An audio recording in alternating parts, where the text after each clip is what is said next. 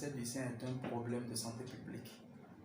Il faut savoir que c'est le premier cancer à mortalité très élevée dans le monde entier. Sur 100 patientes suivies, on perdra au moins 25. Donc le quart des patientes suivies perdront leur vie à cause du cancer du sein. En réalité, c'est une tumeur maligne qui est développée au niveau des seins. Précisément, le sein ayant comme composante les lobules et également les canaux.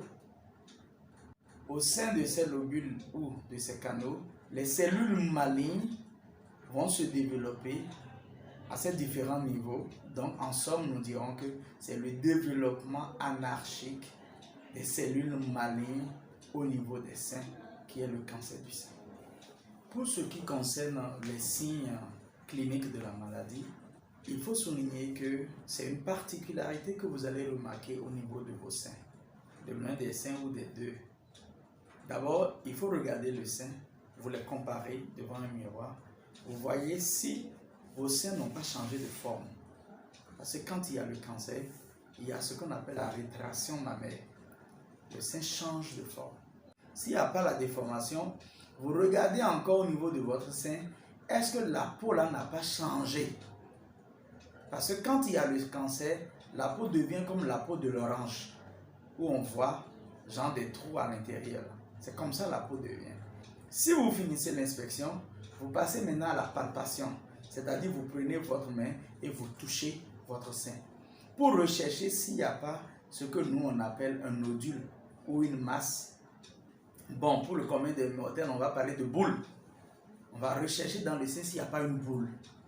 Et après ça, il faut presser le bout du sein pour voir est-ce que ce n'est pas le sang qui va sortir, est-ce que ce n'est pas le pus qui va sortir, ou est-ce que ce n'est pas le lait qui va sortir. Et si vous finissez avec le sein, il faut forcément envoyer vos doigts au niveau de vos aisselles pour voir s'il n'y a pas des boules qui sont sorties au niveau des aisselles, ce que nous on appelle les ganglions. S'il y a des ganglions, ça veut dire que votre cancer commence par avoir des métastases et à un niveau très élevé. Pour ce qui est des facteurs de risque, il faudrait que la population comprenne qu'il y a des hormones que nous en médecine on appelle les œstrogènes ou les progestérones, que vous retrouvez dans vos pilules qu'on appelle les œstroprogestatifs, qui peuvent aussi être incriminés dans la survenue des cancers du sein. Si vous les utilisez pendant longtemps, à un âge avancé, ils peuvent être la cause de la survenue du cancer du sein.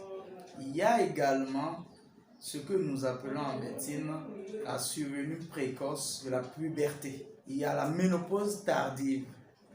Il y a également le côté familial, c'est-à-dire héréditaire.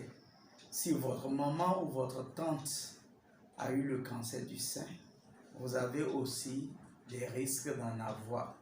Il y a également le fait d'avoir son premier enfant à un âge tardif.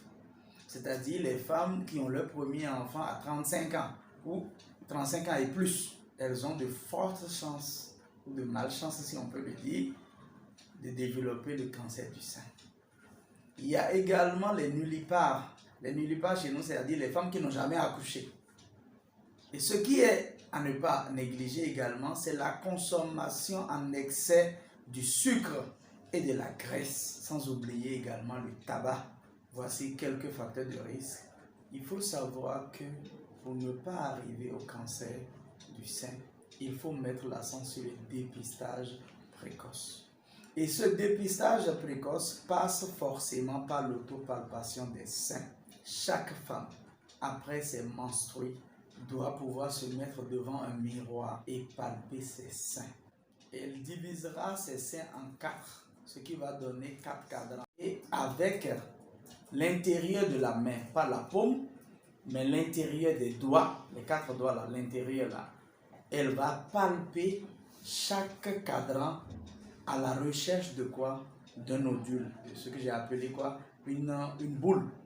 Si vous le faites avec le sein gauche, ensuite vous le faites avec le sein droit. Malgré cette autopalpation chaque mensuelle, dans l'année au moins 2 fois, vous devez voir un agent de santé aussi pour un examen gynécologique du cancer du sein et également un dépistage de quoi? Des lésions précancéreuses du col de l'utérus. Deuxièmement, c'est éviter de consommer trop de sucre, trop de graisse. Troisièmement, c'est de mener des activités sportives afin de dégraisser, si on peut le dire. Et quatrièmement, lutter contre la consommation de l'alcool, du tabac. Sans oublier d'éviter la consommation ou l'utilisation des pilules œstroprogestatives pendant un long moment durant votre jeunesse. Le reste, je ne dirais pas de faire vite les enfants, mais pensez quand même à faire vos premiers enfants avant l'âge de 35 ans. C'est très important.